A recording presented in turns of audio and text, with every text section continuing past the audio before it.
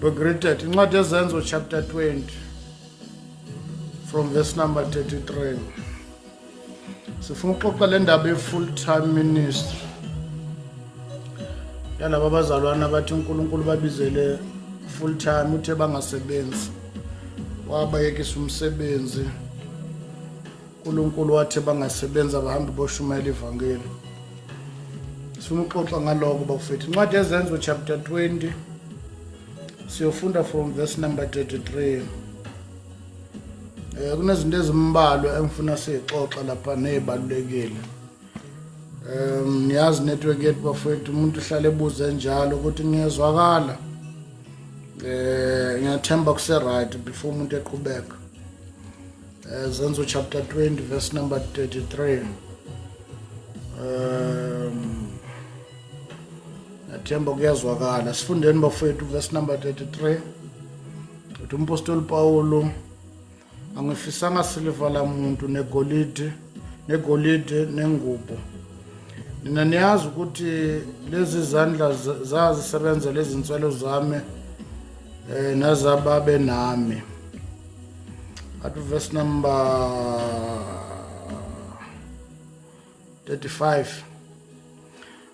Kuko konke ngangikhombisa ukuthi kumele ukube nisize ababuthakathaka ngokusebenza okunje. Nikhumbule futhi amazwi eNkosi uJesu ukuba yena futhi ukuba wathi kubusisekile ukupha kunokwamukela. Asiphindeni verse number 33. Angifisanga siliva la muntu negolide la muntu. To verse number 34. Nina niyazi ukuthi lezi zandla zasebenzela izinswelo zami nazabebe nami. Umpostoli Paulo usho lesi statement ekhuluma nebandla lase Efesu. Siyazi ukuthi umpostoli Paulo wasuka eKorinthi wahamba wayohlala eEfesu. Kunekhaphulu wahlala naye lapha eEfesu okwakuthiwa uAquila noPriscilla. Wafika wahlala eEfesu, wafika wahlala iminyaka emithathu, 3 years. Umpostoli Paulo eEfesu. By the way, sifuna ukucizelela futhi lokhu ukuthi abapostoli kwakungekho emqondweni wabo ukuthi uma behamba njengoba wakhe wabaseRoma umpostoli Paulo, wakhe wabaseThessalonika, wakhe wabaseEfesu, wakhe wabaseFilipi. Inhloso kwakungasikhona ukuthi bebehamba baqala amabandla. Okwakukhona emqondweni wabo ukuthi bebehamba beshumayela, hayi ukuhamba beqala amabandla.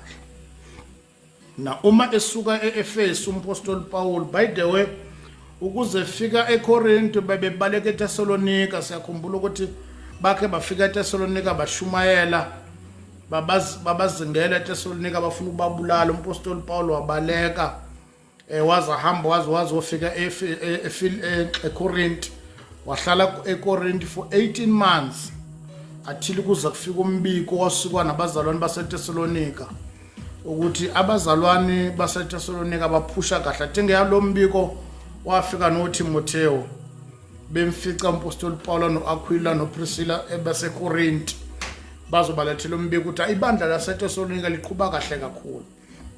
Uma efika umpostoli Paulo eKorinto before eEfesu wafika wahlangana nale couple okuthiwa uAquila noPriscilla beyithungela amathende nawo wawumunye wabantu asebenza ngezandla zakhe esebenza kanye nabo. Bathi besuka eKorinto baya eEfesu baqhubeka basebenza ngezandla. Wathi eEfesu wahlala khona 3 years, full 3 years. This is one of ama scriptures abefundisi bethu noma ama young lion angeke ashumayele ngalo ngoba ngeke bakwazi ukule apply leli verse. Umehleli eEfesu umpostoli Paul wahlala khona 3 years, 3 full years eEfesu eshumayela ivangeli.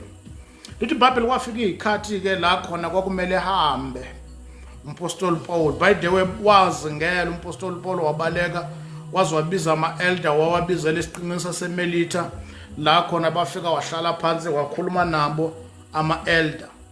Lithi iBhayibheli mayichaza ukuthi sengiyahamba ekuhambeni kwami ngiyazi ukuthi kukhona abayokuza emveni kwami angeke bawukhathalela umhlambi kaNkuluNkulu abayoba beyifunela inzuzo phakathi kwenu. Ngamema ngamampostoli Paul uthi njengoba ngahlala nani mina nganginendaba nani kodwa kukhona abayovela emveni kwami abo beyifunela inzuzo ngani. Usethi ke umpostoli Paul eqhubeka evalelisa ama-elders uthi niyazi bazalwane ukuthi mina ngihlale nani for 3 years, full 3 years ngihlele nani. Akekho phakathi kweni ngakhe ngathatha imali yakhe, akekho phakathi kweni ngakhe ngathatha isiliva lakhe, akekho phakathi kweni ngakhe ngamqola into ethile for leminyaka emithathu ngihleli kanye nani.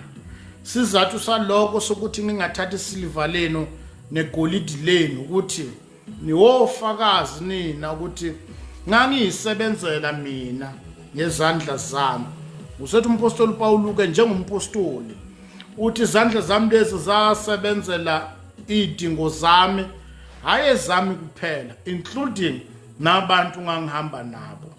Phinde futhi Apostle Paul uthi one of the reasons yayenza ukuthi kulo 3 years nguhleli phakathi kwenu ngingathatha isiliva lenu na golidi lenu ngingakhuthuzanga umuntu ukuthi ngangiyisebenzela ngezandla zami ukwehlangabezana nezidingo zami nabantu ngangihamba nabo. Ngamanye amagama abantu umpostoli Paul wayeshuma evangeli kanye nabo bebondliwa uyu Paul, hayi ngemali yabazalwane kodwa bebendliwa uyena ngoba umpostoli Paul wayeqhubeka wayithungela amatende ukuze ekwazi ukuzondla yena wele shumela ivangeli. Wengalindile imali yeminikelo noma uyayinikelelwa kodwa ingqondo yakhe yayingeke ekuthenini ngeqala ivangeli ukuze nginikelelwe. So uthi for that reason ke ngakwazi ukuzondla mina nabantu ngangishumela ivangeli babe umthwalo wami. Now uthi niwofakazi nina verse number 34 niwofakazi ukuthi ngayisebenzela ngezandla zami. La kucaca khona ukuthi lento umpostoli Paul akhuluma ngayo has nothing to do namavesi nezambulo. Siyazi kunelungelo evangelini la khona lithi iBhayibheli oshumela ivangeli uzophila ngalabaphatha kwetempeli badle kusetempelini. Siyakwazi lokho kodwa umpostoli Paul njengompostoli wa emphasize kubazalwane wehleli kanye nabo ukuthi what is more important kubazalwane noma kumshumayeli wevangeli ukuthi akasebenze ukuze ekusebenzeni kwakhe angabe umthwalo kubantu abashuma ezivangeli. Angiphinde futhi ngingamamezela umshado ukuthi leli verse silifunda namhlanje elinye lamavesi engeke abefundisa abaningi balishumayele. Bambalwa abantu abangasho lesi statement sisho umpostoli Paul la ukuthi bazalwane sengihleli 3 years. Just imagine umpostoli engafani nami nawe wakwazi ukuhlala kubazalwane 3 years engafuni lutho engadimandi lutho kubazalwane, hayi ngoba wayenganikelelwa, hayi ngoba bebangamnikezi lutho kodwa ipoint lakhe lokuthi angikaze ngaba umthwali phakathi kwenu ngayiqhubekele ngizazi ukuthi nginezidingo, hayi zami ngedwa kodwa nabantu engangihamba nabo. Na kunezinto ezimbili la esinothisayo ukuthi ekushumayeleni kwevangeli umpostoli Paul wanothisa ukuthi as much as engishumayela kodwa kunedingo ebudeni bendlela, kunezinto engiyoyidinga endleleni, hayi mina ngedwa nabantu engishumela kanye nabo.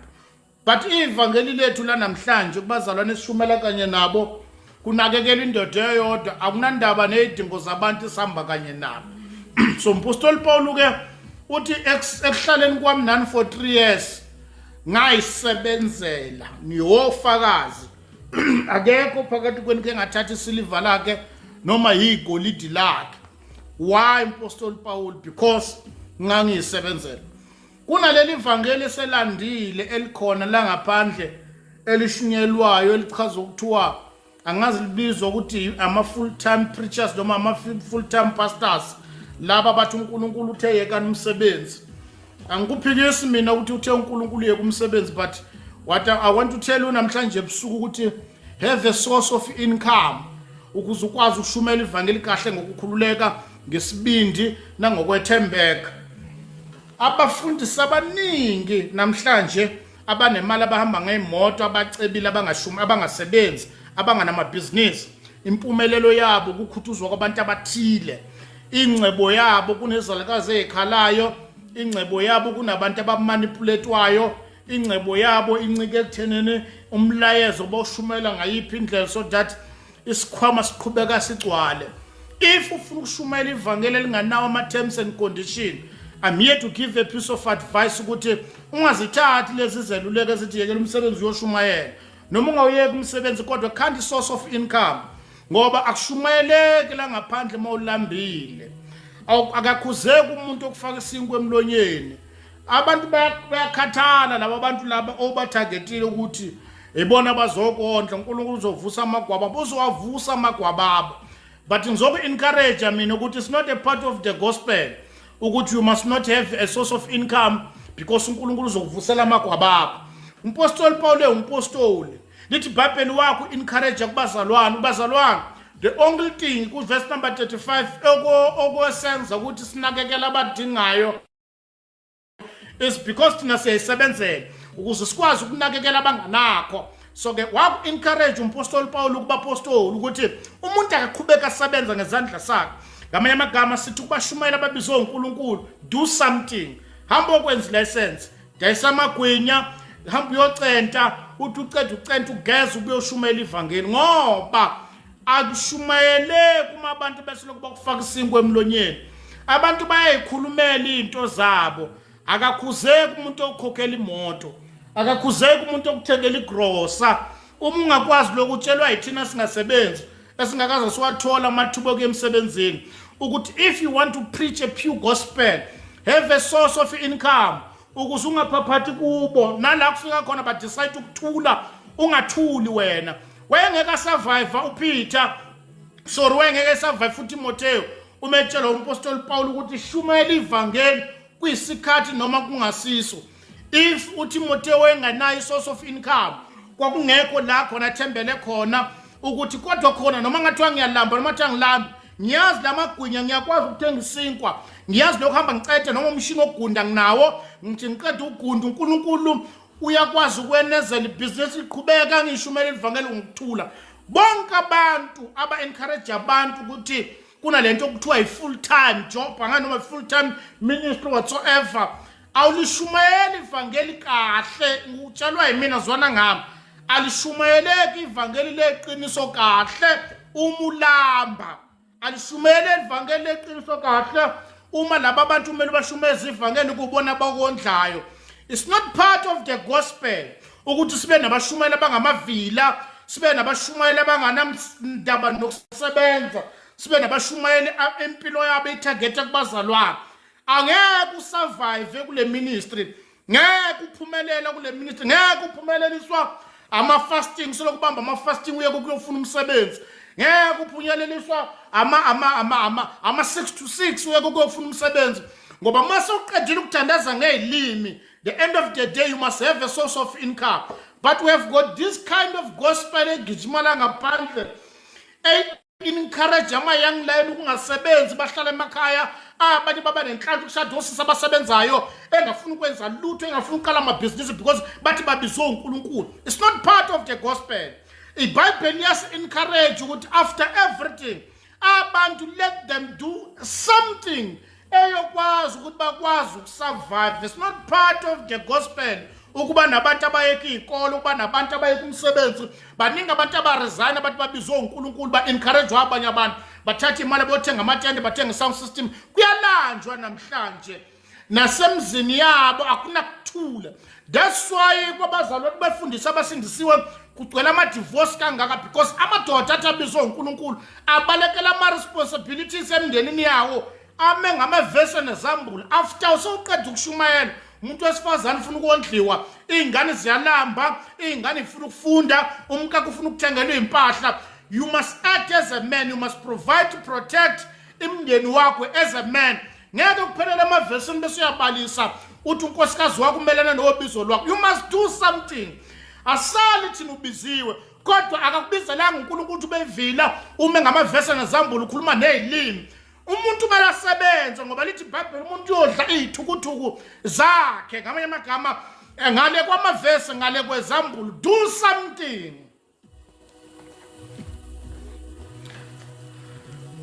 Unga-encourage umuntu akutshela ukuthi yekela umsebenzi woba uNkulunkulu ubiziwe uzolamba. Kuqhamuka lapho ke siba namadoda ahamba yothwala ngoba kuyalambalambeka zona ngathi siyakutshela. Siphaphathe kakhulu thina singanama qualification kuyofuna umsebenzi. Uphaphatha nala ungasaphaphatheki khona. Mawufuna ukushumela kahle ivangeli lika Jesu, hamba uyofuna umsebenzi. Mawufuna ukushumela kahle ivangeli yenza noma isecurity uhamba uyoba isecurity. Noma yenza license ke shayela itekisi vela kushunyelwa ntambama akushunyayelwe mina. It's not part of the gospel sizo raise abafana abanomqondo ukuthi am full time. Apostle, and one of the problem that we have kulesizukulwane sethu ukuthi sifuna ukuyicomparisha thina nabapostoli. Abapostoli bakude kakhulu kunathi. Labaya bebebizwa ukuthi ama foundational apostles. They were there to lay foundation yokukholwa. As a result, ivangeli lethu esilishumelayo siyakopisha sishumayela isiyafudumeza ngamanye amagama. Sithatha from eyintshumayeleni zabo sishumayela. Umsebenzi omkhulu wawo bakhona lo wayenziwa abapostoli. Thina ukwethu sekulula kakhulu ngoba sisekelo already sesikhona. Just imagine laba babeka isisekelo basibona isidingo sokusebenza noma bebisi beseduze kukaKristu bathatha wonke ama-measurement okukholwa. Ngeke uyiqhathanisa nabapostoli. Abapostoli bakude kakhulu kunathi. Bona kwakumele babesidinga isikhathi esanele ukuthi everything abazoyibhala nabazosinikeza yona njengomgomo wokukholwa ibe ngenjongoba injalo. Thina kwethu sekulula kakhulu sikopa ey'ntshumayeleni zabo sithatha lokho abakukhuluma siphinda sikuphinde. Kodwa noma bebehambe benjalo noKristu waku-encourage umpostoli Paul ukuthi abantu abasebenze. Noma sinalo ilungelo lokuthi ekushumayeleni kuyenze kuondliwa kodwa what is more important ukuthi do something noma ubiziwe asiliphikise ubizo lokubizwa ngempela. Iningi labefundisi abangasebenzi namhlanje abaphumelele iyodwa indlela yokuphumelela ukumanipulate abantu ukushumayela ivangeli elimnandi so that they will keep on giving. So uma ungafuni ukucompromise ngevangeli iba ne source of income. Doesn't matter ukuthi malini engenayo. Abanye baba nenhlanhla ukushada namakhosikazi asebenza kahle wangakucabanga ukwenza noma yini income kuze shumela ivangeli kahle ngokuthula engalishumayeli khona ukulamba elishumayela ngoba ethunyiwe. Akusilona ivangeli lelo encourage igenge ukuthi ayeke izikole ayeke ukusebenza ngoba ibizwe full time. Above everything you must have source of income so that you'll be able to preach ivangeli eliqotho. Kushumayeleka kalula mona source of income. Uma uhamba uyomisa itende ungayelanga mali ushumayela kahle. Awuncenge imali uncenge imphefumulo. That's why kunabantu abangeke baphenduka masicede kubamemezela ngoJesu siphinda sikhangeze kubona. Ayikhuzeki intombazana ehlala emjolweni kodwa ekondlayo uyoyikhuza uthini ngoba yondliwa uyona. That's why kunaleli vangeli namhlanje elincethezayo sizathu saloko ukuthi labantu abasondlayo abaphila impilo engcwele kodwa sikwazi ukubakhuza. Mawufuna ukwethembeka ushumela ivangeli leqiniso the source of income. Namhlanje sondliwa abantu abangama drug dealer nesiyakwazi lokho. Iningi lo sisibethe abasondla abahlele emkipitweni baqhubeka bayazala siyakwazi. And sikwazi ukuba discipline sibabiza sibahlalisa phansi because okweshumi kwabo uthe kucace kancane. Ngeke ulishumayela ivangeli ngesibindi nangokwethembeka if you don't have a source of income. So it's a piece of advice for everyone ukuthi ubizwe uNkulunkulu besathi uSathana yeke umsebenzi. Mhlawumbe ngawuyeka umsebenzi uyekiswa ukuthi this kind of job kunala ngiphazamisa khona mangiyeka lo msebenzi nginenhloso ukuthi ngizoqala leli business ngenza lokho but above everything have a source of income. Sibabonile thina abantu aba-invest isikhathi sabo sonke basematendeni bathi shaya izandla phezulu bafa banganalutho. Khona umancane la wehamba noMpongosi isikhathi sakhe sonke waspenda ematendeni hamba noMpongosi wahlala kuThuru mathi wehlala emntuba yini enganalutho wa divorce ngisho nasemshadweni encourage indaba yamatende ekhohla ukuthi impilo iyaqhubeka. ngoba noma ngathiwa ushumela kangakanani noma ngathiwa ucula kangakanani above everything ufuna encourage osisi bethu abehle benyuka namatende ukuthi one day kuyoqhamuka ezinye ingane eziyocula ngcono kunawe uzorejectwa wena uhamba impilo imile ngoba baku-encourage ukucula bakutshela lutho ukuthi after everything akube khona ukuthini okwenzayo siswami hamba ukwenza license siswami hamba ukufunda ukwenza amagwinya hamba ukufundela ukuthunga hamba ukufundela ukwenza amakhekhe uzocula ntambama emini zama indlela yokukhanda indlela yokuphila asikuphikisi thina uprofetess impela umprofeti kaNkulunkulu impela kusho wena asikuphikisi lokho kodwa zama indlela ukuthi ube ne source of income ziningi indlela zokufunda indlela yokuphila hamba uyofundela mhlawumbe ukwenza amagwinya hamba uyofundela ukwenza amakhekhe uzokwenza emini ntambama hamba uyoshumayela lokho kukulekelela ekuthenini ivangeli lakho lishumela ngeqiniso ngobulambile thina kwaba nezikhathi la khona esingakwazanga ukukhuluma iqiniso ngenxa yendlala ngoba ngeke sibakhuza abantu abasifaka izambane emlonyeni so it's a piece of advice for everyone aba encourage na ukuthi yekala lento uNkulunkulu kubizele full time akekho umuntu obize half time no full time sonke sibizwe full time la emsebenzini kusibizela ukumemezela ivangeli emphakathini sibekezela ukumemezela ivangeli yonke indawo so si full time sonke akekho obizelwe part time and half time elethu ivangeli lihluke kakhulu kunabapostoli ngoba kwakukhona ama missionary ibona baye kumsebenzi laba but still babe ne backup emuva yokubackup ivangeli mabehamba belishumayela babe supportwa emuva that's why ama missionary mefika endaweni ibona bebe provider kubantu abeboya kubona namhlanje sithi siyakubantu ifrashumayela sifica izalukazi ziyalamba sifica ingane itshekelwe yicathulo zidabukelwa amasokisi sithi nangu Jesu kodwa sikwazi ukuhlangabezana nezidingo zabo zenyama lithi iBhayibheli uJames mekhuluma ukuthi ukusizani ke uma kuukuthi ukukholwa kwethu asikuhambisani nemsebenzi ngoba kuyofika umuntu ongakholwa kodwa phethe emsebenzi ngamanye amagama uyohlangabezana nezidingo zenyama thina soloko siphethe ivangeli ukuthi God will bless you kuyangidlula ka God will bless you bese sihlangabezana nezidingo zenyama that's why kunendawo la sifika khona simemezela ivangeli uze ukuthi bamamukela uJesu impela laba abantu bayakholwa uye kodwa bayalamba uze ukuthi kahlahle kube ngine source of income laba abantu badinga ukondliwa laba abantu badinga isinkwa lezi ngane zidinga ama uniform asikwazi ukwenza lutho ngoba kwathina sowamalambane asinalutho ngoba satshelwa ivangeli ukuthi mawubuze ubizwe full time ungayenzi lutho ziningi indawo esihamba kuzona sibemezela ivangeli ubaqeda befundisa ukuthi babone balambile laba bantu balamba kanye nathi ngoba nabashumela ivangeli ba encourage ukuthi yekela umsebenzi ngoba bizwe full time sonke si full time uthi James ke kusizani ke ukutshela umzalwane ukuthi uma enezidingo zenyama bese uthi kuyena hamba inkosi kwenze kahle ungahlangabezana nezidingo zakhe zenyama mawufuna ukushumayela ivangeli kahle I'm here to give you a piece of advice do something baningi thina abantu abasincikisela because bazi ukuthi asinalutho nabazalwana ngeke bakhuze kahle uma unganalutho uncike kubo abakhuzeki abazalwana uzobondla kunala uzocompromise khona kunabafana ongeke ukukhuluma noma kanjani nabo ngoba bazokuboleka imoto awunamoto vela unalutho umumenyiwe urelaye kubona asisho ukuthi siyoceba sonke but the piece of advice ukuthi have a source of income alikho leli vangeli esihamba se-encourage-ana nalo nokuthi ungenzi lutho athi mina nginezitifiketi zongazilenga edongeni ubani wathi ungasebenzi ukhe uma ungafuna ukusebenza-ke yenza ibhizinisi so that ivangeli lakho lingathiyeki 1 Corinthians chapter 9 it's a full time song 1 Corinthians chapter 9 from verse number 11 from verse number 7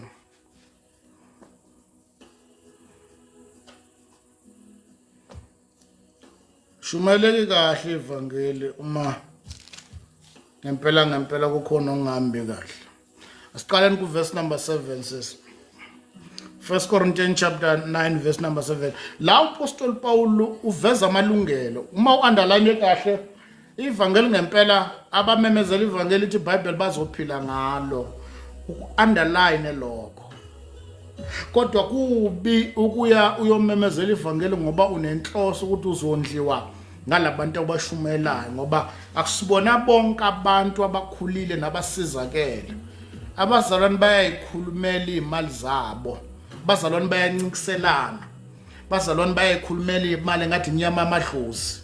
Kuneyigaba la khona ngeke ukukhuluma noma kanjani ukuthi ubakhuza ngelanga badikile abavala opompi, ungasakwazi ukukhuluma ngoba uyalamba ubalisa phambi kwabo ngoba you don't have a source of income.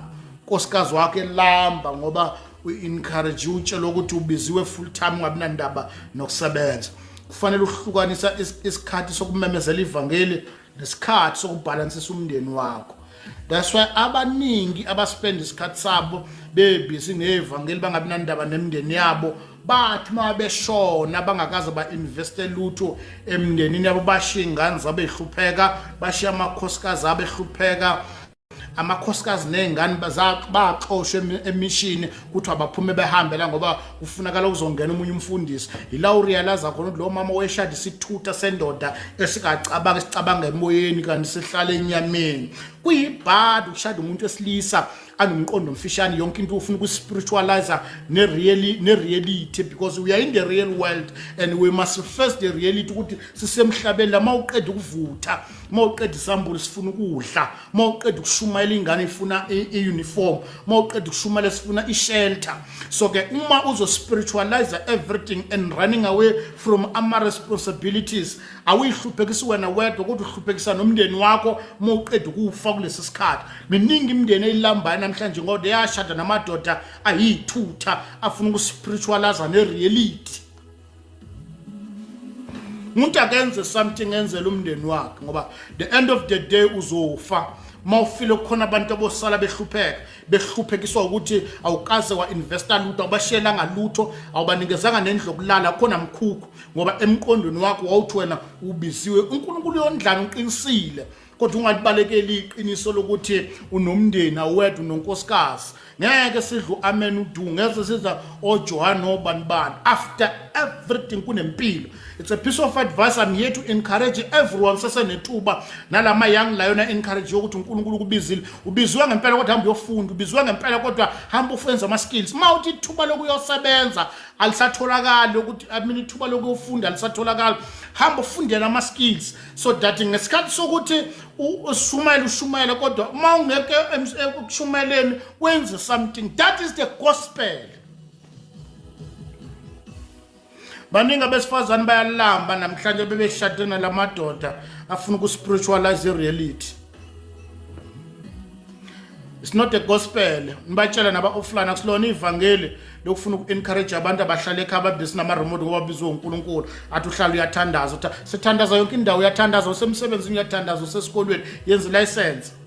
Abantu abagudi ngayo ukuphatha ama-iPhone, ukuphatha ugqoka icathulo ezidulayo oDolce & Gabbana, ugqoka amalebuli, lokho abakwaziyo no-Gucci. Abanawo umqondo okwenza license, abanawo umqondo oqala ibhizinisi, abanawo umqondo, ayikho into ekhona emqondweni wabo ukuthi akuthi ngibe ne-content. Bayayithola imali, into abanayo ile competition yokugqoka nezinto eziphathekayo nezimoto.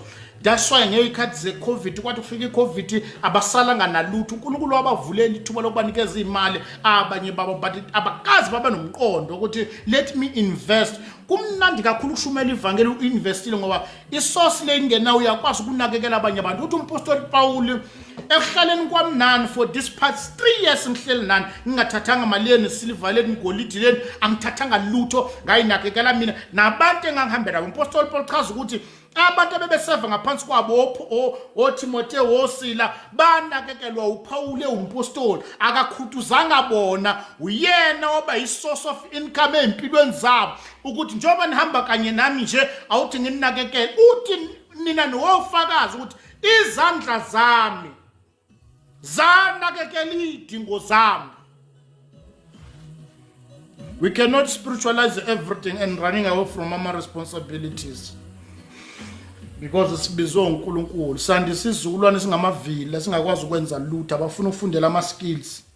Kunomama abashade namadoda la Unamama abashade namadoda la angamavila angafuni ukwenza lutho. Umama uyasebenza, uthenga imoto, uthenga igross, ukhokhela indlu, wenza everything. Into good kuyona i-remote, akafuni ukufunda lutho futhi akayimisele ukufunda ngoba yena ubiziwe. Uma behamba nje imoto kamama upetrol akakwazi ukufaka lutho. Umemenyo la menyo khona bofika bamnikeza u500 hayi lo 500 rand useless nje sifaka u2000 rand ukuzoshumelela bafika bamnikeza u500 ubona ku-useless kuphela amathaya kuphela everything akayimisele ukufunda lutho akashayona umahloni ukuthi kulo mndeni akagula indawo akakhubazekile ukuthi unomqondo ukuthi ubiziwe.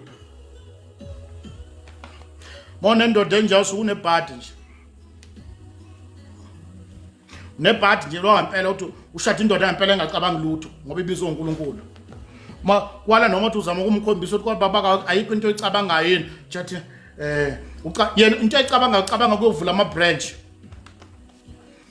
uNkulunkulu ngathi ufuna uvuleni ithuba eJozi yeke indaba ama branch sethi awucabanga lutho yini ukuthi uyofundela something. Abanye unkosikazi akutshathi babaka awuyikho into icabanga yini uzokhokhela lutho akukho lokho. Into ayicabanga ukuyovula ibranch eThekwini ufuna ukuvula elinye ngaphezulu ehlenyuka akabe i-guest lokho kusemqondweni wakhe. Noma ngabe ngeke ngisho ucathenga amashesi akacabanga lutho ukuthenga iproperty akhanda imqasho akacabanga ukuthenga iplaza afaka imfuyo noma alime akukho emqondweni wakhe. Ayikho into ekhona emqondweni wakhe ivese namabandla ohlenyuka nje kushawo 6 to 6 kube mnani ibhadi ushada umuntu wesilisa onalo mqondo akanayo lento uinvestor empilweni yakhe yonke. The next thing azoyenza uzotshela wena ukuthi resigner kubhubhudla imali. Baningi osisi abashadana lamadoda enjalo kwarizana kabhubhudla imali bayalamba namhlanje uqhubekile wathi meqede vela kudivorce aqhubeka uyoshada abanye akhohlisa abanye phambili. Usuku nebhadi empilweni yakho mangathiwa ufike esigabeni la khona ushada nendoda enjalo enganawo nje umqondo ingqondo yakhe ingasabalele ingqondo yayo ingasabalele ukucabanga noma ayikho nje into ekhona emqondo. Umuzwa noma uhleli nayo uxoxa ukuthi nomuntu akacabanga lutho ayikho nje lesa emqondweni wakhe akanakho lokuthi wazi yo mama mangenzeka isiyofuna imali ebank mhlambe sithenga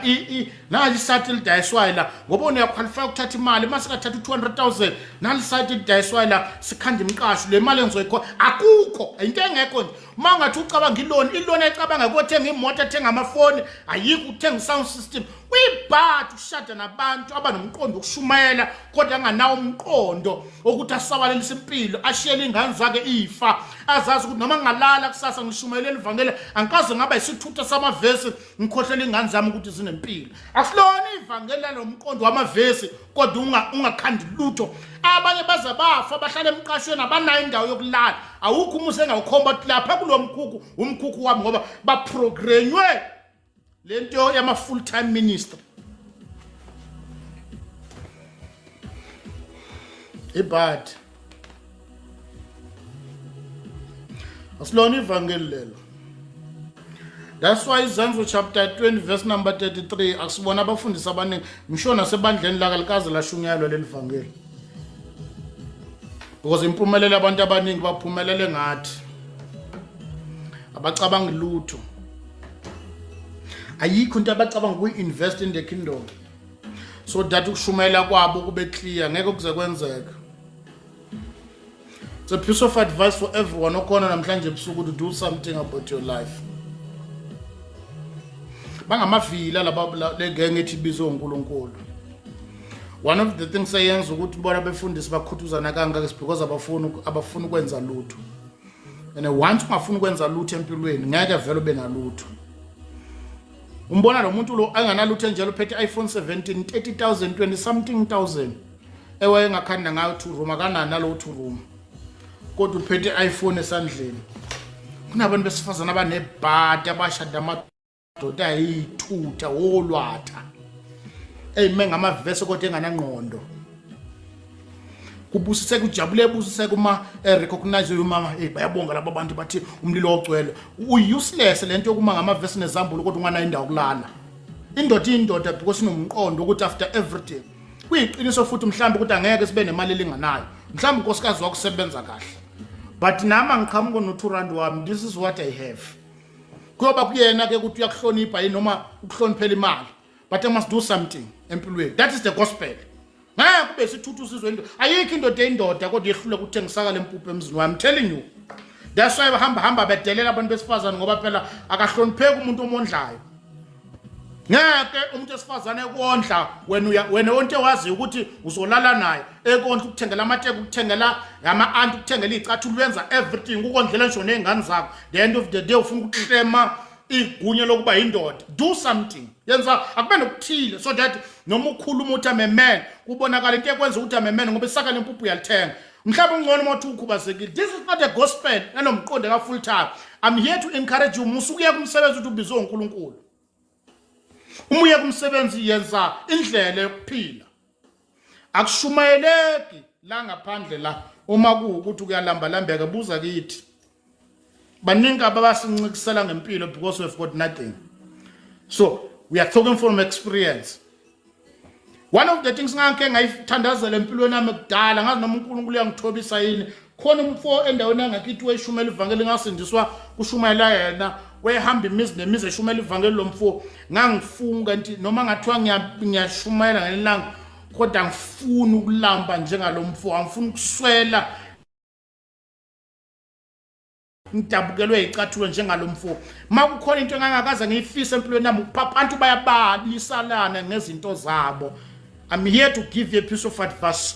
Yenza something so that uzoshumela ivangeli kahle ungashumelela imali. Mayifika yokufica usendleleni mayingekho futhi angeke uthuliswe ngalutho. Apostle Paul ukhuluma nebandla laseCorinth. 1 Corinthians chapter 9 verse number 7. Lana ukhuluma ngamalungelo okushumayela ivangeli ukuthi akhona ama benefit. Kodwa lama benefit la uma ungahlakaniphile uzowaklema ngenkani. Uzowaklema ngenkani. Mhlambe mina nalabo abazolwana enginabo enhleli nabo ebandleni lapha sikhonza khona. Saqala ukhonza lapha I think 2022, 2021, 2022 around lapha. But from 2022, 2023, 24, 25, 26, I think it's now 4 years now.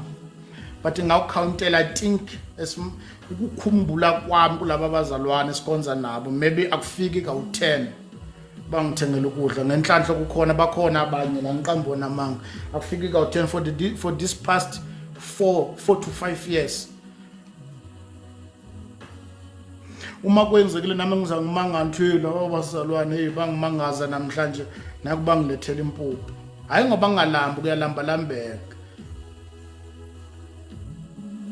Akushumayeleki ivangeli uma uzoshumayela uphinde uncenga ukudla usasa uphinde uyoma epulpit ubashaye uma uqeda ukubashaya uphinde uthi phaphatha bayawuvala upompi abazalwane uma uzobashumayeza uphinde uphaphathe kubona. That's why kwakumsebenzi kaNkulunkulu utshela isizwe sakwa-Israyeli ukuthi asilethe iminikelo kwakungasona umsebenzi wabapristi. The reason why namhlanje sinabefundisi akuyibona abanilandela ngemuva ngama-SMS athi angikuboni okweshumi is because i-target yabo imali. Kanti ma kuyi-target yakho ukushumayela okunikelela uyakunikelela ongakunikelela akakunikeleli. uNkulunkulu wabatshela ukuthi abakondla uyodila nabo. So anginalo ilungelo lokuzoklema imali ngamana ngicela anginalo ilungelo lokuzoklema imali ukuthi njengoba ngishumayela kumele ningondle. uNkulunkulu wayakhulume kuwe ukuthi support uzwana uyena uyokhuluma namhla udecide ukuyeka kwami ukuqhubeka ngiyethembeke kuNkulunkulu ngisebenza ngokwethembeka. So that's why kufunakala ingqondo ukuthi uNkulunkulu ngiyenze sabalalisa ingqondo yami kube na something engikwazi ukuyenza ukuze ingqondo yami ingafocus emnikelweni ngoba kukhona ngizoshumela ngelanga asuka athi lo yabhayiza lo ukhuluma kanje kanti wondliwa yimina vela uvala umpompi. Akushumayeleki ivangeli mawuncike kubazalwane akube nokuthile okwenzayo. Akushumayeleki utshelwa yimina kumnandi ushumayela kahle bakhona abazalwane sihlanganyela nabo la angiqambona manga. So umpostoli Paul ukhuluma amalungelo ekushumayeleni ivangeli ukuthi ekushumayeleni ivangeli kunamalungelo kodwa kuyibhadi ukuthi uma uya kuwo lamalungelo uya ushumela ivangeli ukugadela amalungelo ngoba uzolamba. uthi 1 Corinthians chapter 9 verse number 7 ngubani okhe waya empini ngezakhe izindleko na ubani otshala isivini engazidli izithelo zazo na la uzamchaza ukuthi vela uma isosha liyempini uhulumeni noma leyo department inikeza lelo sosha ukuyosebenza lokhu kuchaza ukuthi masisebenza lo mbuso kaNkuluNkulu uNkulunkulu uyaprovide ngezidingo zethu which is true uNkulunkulu osivusela abantu uyena ovusa abantu asibaza abakuphi mina abantu abangisupporta kule ministry abantu angibazi abanye ngaze ngibabone abantu engibaziyo mina personally abasiyona iparty yale ministry uNkulunkulu ovusa abantu ukusupport umbuso wakhe ukuthi izokuvusela amagwababa from le bathi nali data nawu ugesi nawu alihambi ivangeli so ukuthi uyena uNkulunkulu owazi ukuthi uzovusa abani kuphi I'm telling you uNkulunkulu iqiniso phambi kukaKristu bonke abantu engibaziyo abasondelana nami abasiyona ingxenye yobizo lwami abanye abekho nokuba khona abantu abasupport iministry angibaza ngaze ngababona nokubabona abanye singadlulana endleleni abathi nako ukuthi ukusho uNkulunkulu owenza lokho ukusupport umsebenzi wakhe ngoba angiba once wabantu hamba nomqondo ukuthi manginabazalwana abawu10 abawu20 it means ngizokwazi kuba nokuthi uyolamba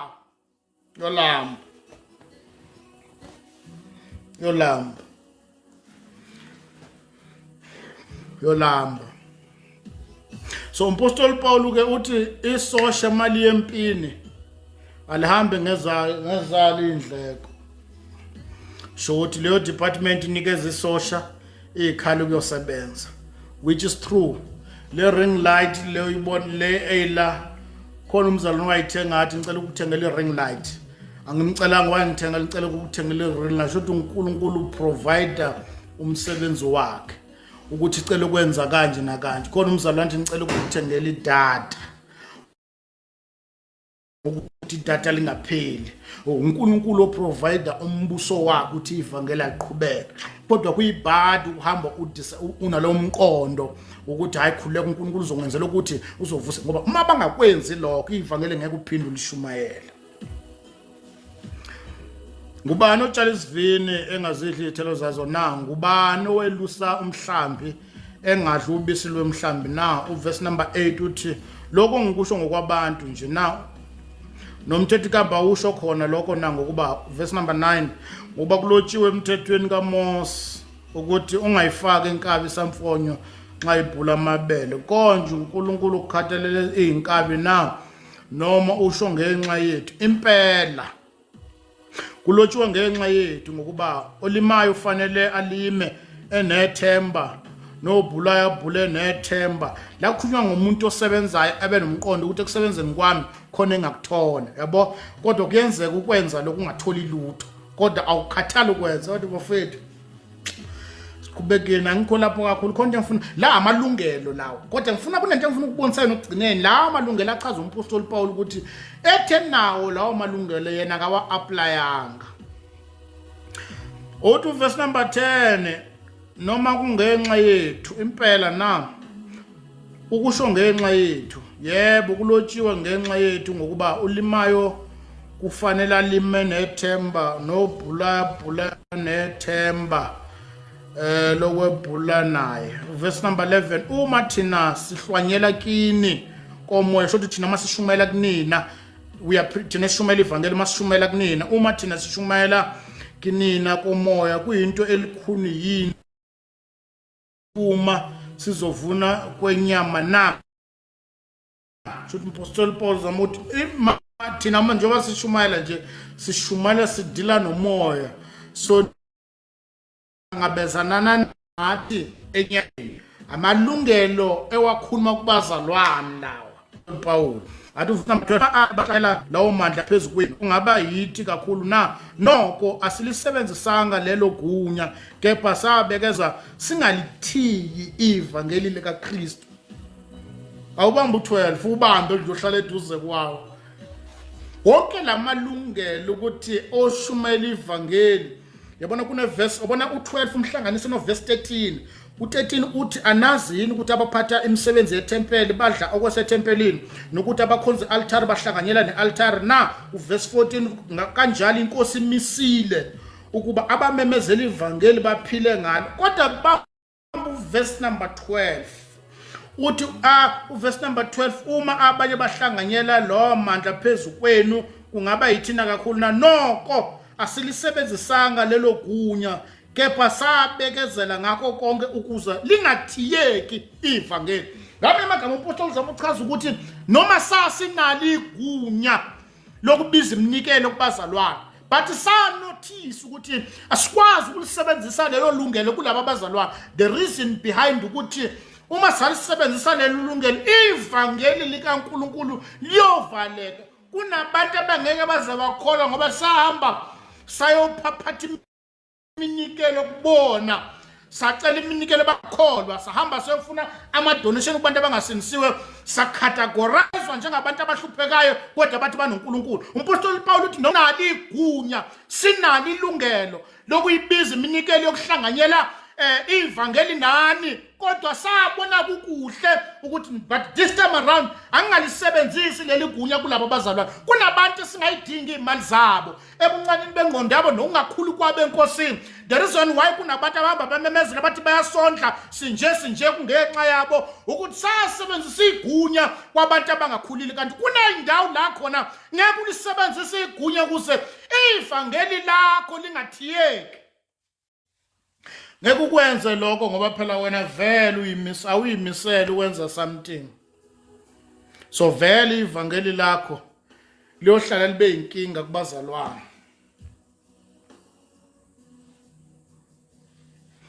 Kule verse lapha,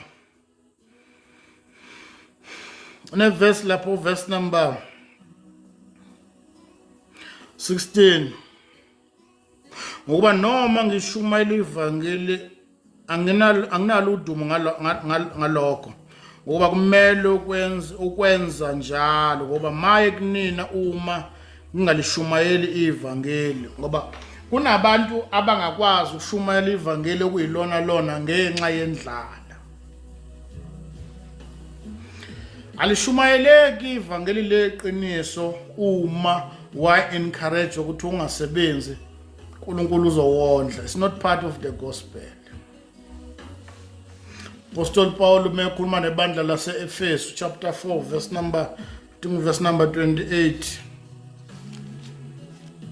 Encourage wonke umuntu akavuka kusasa kwenza kade ngokwenza ama-CV izolo, athi ngikuthanga ngifuna umsebenzi, so shumela ntambama ngizosebenza emini. I'm encouraging wonke ama-young lion no prophetess, abantu abahamba bofuna umsebenzi. Mawunganayo license udinga cela imali yokwenza license, yenza something akube khona ukwenzayo. I'm talking from experience. Akushumayeleki ivangeli mawungaphethe lutho. Sebenza ukuze ufike endaweni la khona ubuqede ukubashumeza abanye mawuqede ubanikeza uJesu badinga isinkwa. Ngeke sithi God bless you. Funa masiqede ukuthi God bless you bese umnikeza isinkwa uthi hamba uyodla. Ngoba noSathane wenze sho ukuthi abantu abafaka emagonyeni amakomiti netha kwabantu abangakholwa, so that abantu lingalekelela ivangeli. I'm encouraging everyone namhlanje ebusuku ukuthi ubiziwe wena for full time. Nalo cabanga ukuyo resign ngoba uNkulunkulu uthi akayeke umsebenzi, yeka lento yenzayo. Akushunyelwa mina koshumela ebusuku. Sebenza. Ushumayeleka kalula mona source of income. Ngoba uyazi kahle ngoba uphuma uye etendeni, itenda akusilona itarget lokuthenga imoto nokhokhela ibonde yendlu. Mosuku uyotendeni usuku yolanda umphefumulo, sungayikhona ukuyofuna imali. Kahle ngokomthetho masimisa imvusela kwangamelanga sibiza imali ngoba asifuni imali, komele siyofuna imphefumulo. Kodwa sesibiza iminikelo kubantu abangakholwa ngoba siyalamba. Kuneminikelo ngaba siya-reject singayithatha ngoba iqhamuka kumasosa wrong. Once sayimukela le minikelo leyo igcina kunala khona isihlasela somewhere somehow, ngoba indawo esuka kuyona isuka endaweni wrong.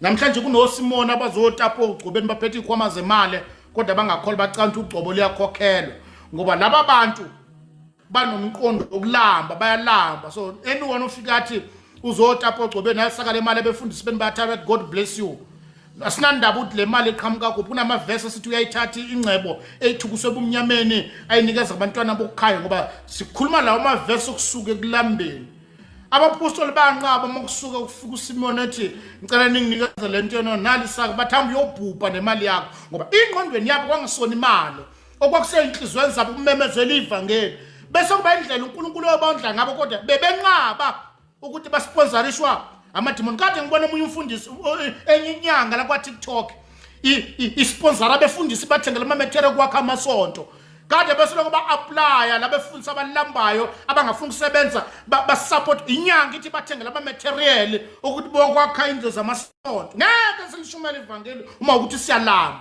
namhlanje supportwa yitabana supportwa yinyanga izona zisponsor supportwa ohulumeni sihamba siyopaphatha ngoba sinabazali abangamavili abamega meni lokuthi babiswe uNkulunkulu abafuna ukusebenza. That's not the gospel. It's not the gospel.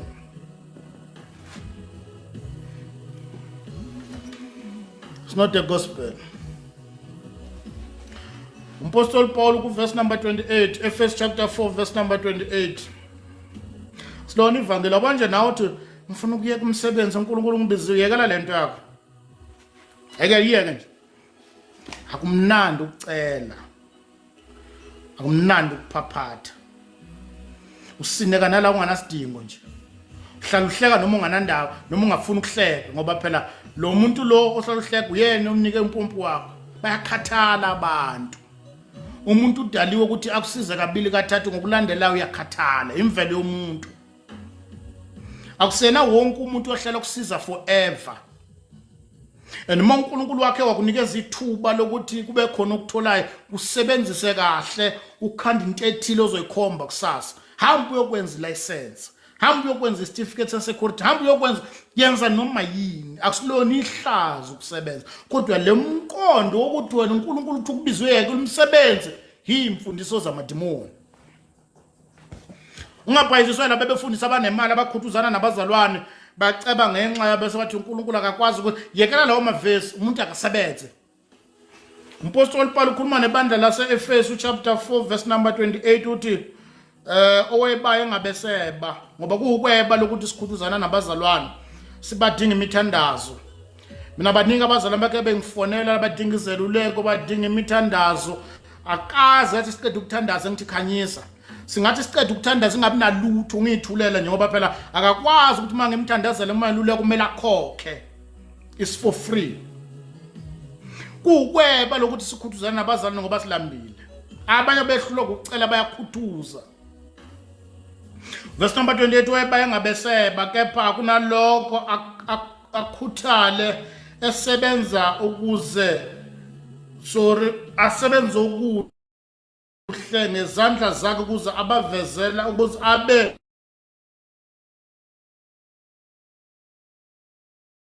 nokwabela abaswelayo. Ngifunde kahle verse number 28 owebaya engabeseba kepha kuthale okuhle ukuze abe nokwabela abaswelayo. Ziyafuneka 626 wenzele lutho. 626 ngabasebenza kanti sonke chapter funa ukuyeka lento le. But a piece of advice that let everyone work.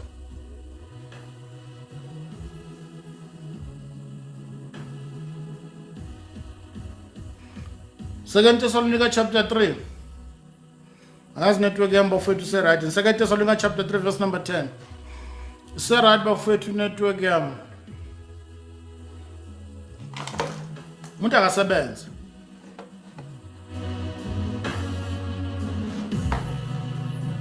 Say right network yamba.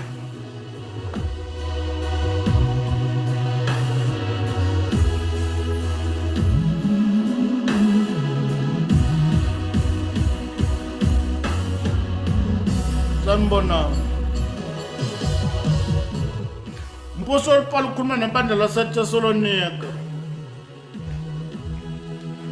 Uthi ngokuba nalapho sisekini saniyala ngalokhu ukuthi uma umuntu engathandi ukusebenza makangadli. Phinde futhi 2 Thessalonica chapter 3 verse number 10. Uba nalapho sisekini saniyala ngalokhu ukuthi uma umuntu engathandi ukusebenza makangadli. Akulona ivangeli abantu abangafuni ukusebenza ngoba bizwe uNkulunkulu. It's not part of the gospel. We are here to encourage everyone kulezizukulwane sethu sanamhlanje ukuthi go and do something. Dayisa ama-perfume, dayisa amafoni, dayisa noma yini ongayidayisa. Have a source of income. Wena kwakubuhlana nedata ungena kuma social media ubukana nezituri. Lezi ituru uyibuka yawazi labantu ababuka bakhanda imali, abanye idata benza imali, wena idata ukuthi ubhubhuhle ubukana nezituru uhleke ukhikela udu. Uyivila lo muntu wesilisa, ivila lentombazana ehlalela amandiya kuze kuyoshona langa. Idata abangangaye benza imali ngalo, ba advertise ama business yena okwakubukalana nezituru.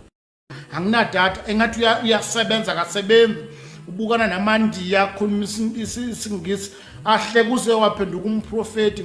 Do something. Le ndaba okucula kwakho nokunkeneneza ngeke ukukwenzele lutho. Alishumayeleki ivangeli uma ungenayo isource of income.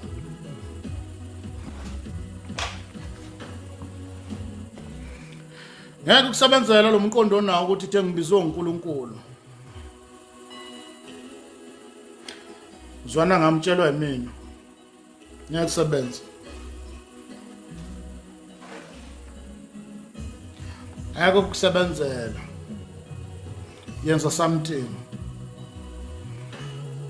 Kunosisi nje laba ababhisi nama-chorus abacula du njalo uma becelana nemali ngeke umuzwa ukuthi ucela imali yokwenza certificate ikwenza lenaso akalanga lenaso phezulu kwekhanda la kufaka iweave ka-5,000 license mbuzi ikhanda enganalutho lenqono kodwa une-license. Asana ukuthi usakhetha nomsebenzi, mina ngeke ngisebenza ukuthi ngeke ngisebenza ufuna uhlale ephaphato uhambe uyocula bangumsindo ematendeni ngobizwe uNkulunkulu. Bazokulaqaza labe befundisi ngelinye ilanga ngoba njengoba mingabo nje ukuthi unumber 1 ngokucula lo hamba liphela iphimbo kuvela abanye ngelinye ilanga abe ucula ngcono kunawe. Alishumayeleki ivangeli mawungena imali. Zwana ngami ngiyakutshela. Siphaphathe kakhulu thina sancenga nabantu ongamelanga sibancenga ngenxa ukuthi kuyalamba lambeka.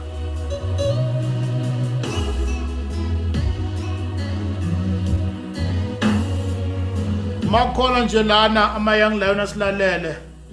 Mayikhona indoda yakho silalele uyitshela ukuthi nansi utade ngitshela ngayo. Ayisukume le ndoda yofuna umsebenzi. Uma ungekho umsebenzi mayilekelela aqala ibhizinisi. Uhlala ekhaya imini yonke iviki lonke soleka bhuquza uphethe iremote ubukana uyahluleka nje ukuhamba ulanda izinkukhu ezilekuzana ekhipha amaqanda akakwazi ngokukhulisa lamthuthu edice akafuni ukwenza lutho kwala noma uthiwa uyazama ukumbalance akafuni ukwenza lutho nje ngoba yena ubizwe uNkulunkulu. Ibhadi le ndoda leyo uhlala esekhaya ngeke akwazi ukukhulisa izinkukhu. Ngeke. Do something. That's why we want to encourage nabo bonke osisibethu abathanda ukushada no man of God. Impilo ayincikile emavesini. Ngoba ngashumela kangaka khona impilo ngale kwamavesi.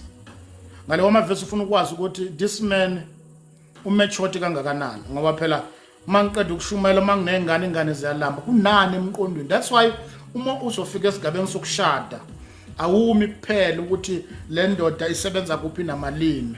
Khona umuntu onganalutho kodwa unomqondo usabalele ukuthi lo muntu uma kungawe imiliyoni phezulu kwesandla sakhe lo angaceba manje lo ukucebisa ucebiswe imali uyiphethe ucebisa ngolwazi noma ucebisa ngama ideas onawo ukuthi mangathiwa ngelanga kuwe u50,000 la mina ngawenza u1 or 2 no 3 ngaceba within a short period of time because umqondo wami usabalele. So that's why uma kufika esigabeni sokushada kufuna uunderstand ukuthi uhambo lwakhe athina amaplani yempilo kunani emqondweni noma uthiwa kanalutho ngaleso sikhathi kodwa umqondo wakuphi kunani enqondweni yakhe. Ilezi izinto eziningi osisaba ngabinandaba nazo uma sebangena emshadweni uya ngaleso sikhathi ukuthi uphetheni usebenza kuphi kanti mhla kwaphela umsebenzi isikhathi sokuhlupheka kwenu. Ayishada indoda emengevese kodwa enganangqondo ngoba yatshelwa ukuthi ibizwe uNkulunkulu. uNkulunkulu akabisebenzisa umuntu onganangqondo. Nabapostoli abalanda wabafica besebenza ahambanga walanda amavili. Umpostoli Paul bebethunga amatende, oPeter bebedoba. Shuthi uNkulunkulu uyedila nabantu abasebenzayo. Olaba obanda oMatibe be-tax collect. Wonke umuntu walanda abapostoli amficanga evila nje wafica abantu abasebenza ngoba vele bebizile ukuzosebenza. Wathi nina ngoba ningabadobi beyinhlanzi nenza abadobi babantu akahambanga balanda amavila nje ofica balela abavila lapho ufunda isikole ngoba bona babizwa uNkulunkulu. Ayihambi kanjalo. We are encouraging everyone ukuthi sebenze noma ubizwa uNkulunkulu. That is not a part of the gospel. Ube nabantu abangafuni kwenza lutho ngoba babizwa uNkulunkulu. Kufunda phi lokho? uBarnaba he was the one owasupport umpostoli Paul umhlezi ngelo Paul engakaqala ukubela ukusebenza kulo msebenzi wakwamatende ngoba uBarnaba wayedayisa ngeledi isikhumba uyena wayesupporta uPaul kuzo zonke indleko zakhe wayesupporta uBarnaba. He was one among the abazalwane abebangama pillars ekumemezeleni ivangeli, but the man wayedayisa ngeleda. Lokhu kuchaza ukuthi simathi usumela ivangeli, but we need a source of income. The problem namhlanje abantu ababizwa ukuthi ama kingdom finance abakholwa abasinisiwe ngoba laba abasinisiwe banolwazi ngoba wena uya-understand umnikelo. Yiwena impela kumele usebenze ngoba unalo ulwazi olujulile uyaqonda ukuthi uma unikelo usuka wenza njani. Sisupportwa ngabantu abangawazi umnikelo. That's why basibalisela basibangela umsindo ngoba laba abanolwazi ngomnikelo abafuna ukuyosebenza. Ama kingdom finance laba abantu abangakhulile abangafuna ukukhula abame ngemali kodwa abangasinisiwe. That's why imali yabo bayayikhulumela bayabalisa hambe uyosebenza. Wena nje usofaka amafomu ufuna uresign iyeke lento yenzayo. Iyeke nje yolambisa abantu abaningi.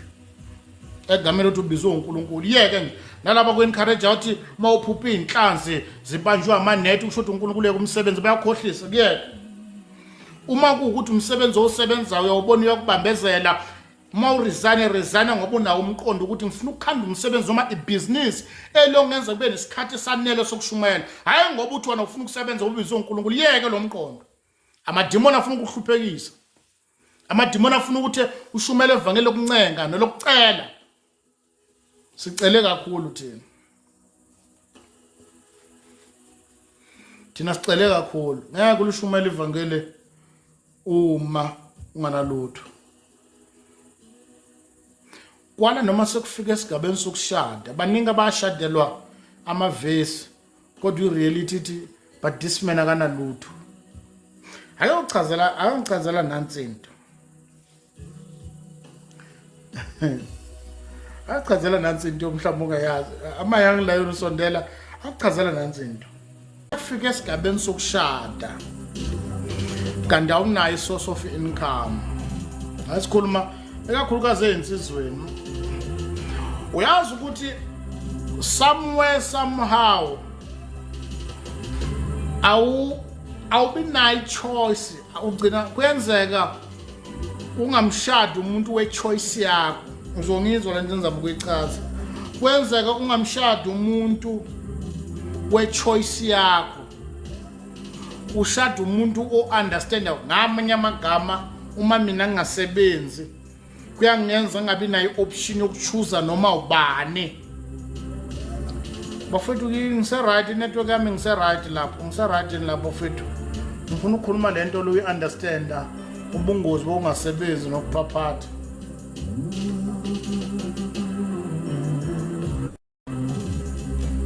Say right, all right.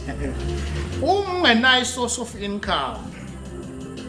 Uma kufika esigabeni sokushada kuyakwenza ukuthi umshado umuntu kodwa ungashada umuntu we-choice yakho.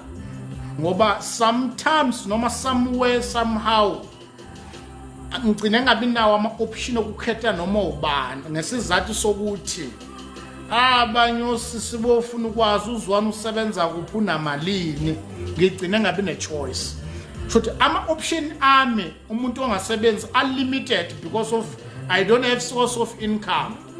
Umshado wami mina mangizoshada ngidinga umuntu ozo-understanda mina ngamagama ngizo-approach intombazane ukuthi ngiyayithanda kumele kube yiyona ethi anginankinga nawe, so for that reason-ke singakwazi ukushada.